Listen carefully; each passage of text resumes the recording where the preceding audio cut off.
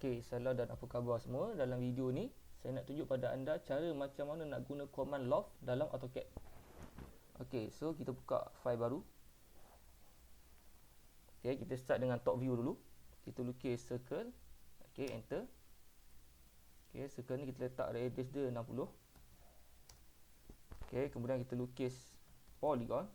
Enter. Kita masukkan nombor offset 4. Okey.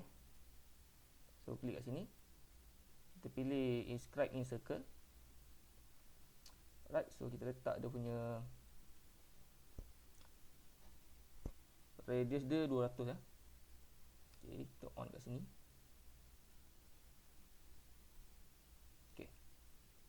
So kita letak 200 radius dia. Kemudian kita tukar jadi SW isometric. Okey. Kemudian kita move kan rectangle ni ke atas.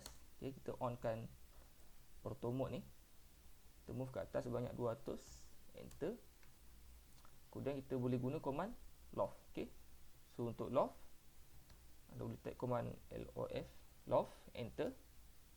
Kemudian select cross section. So kita select yang objek ni dan kita select objek ni. Okay, nampak tu dia dah LOFT Tekan enter.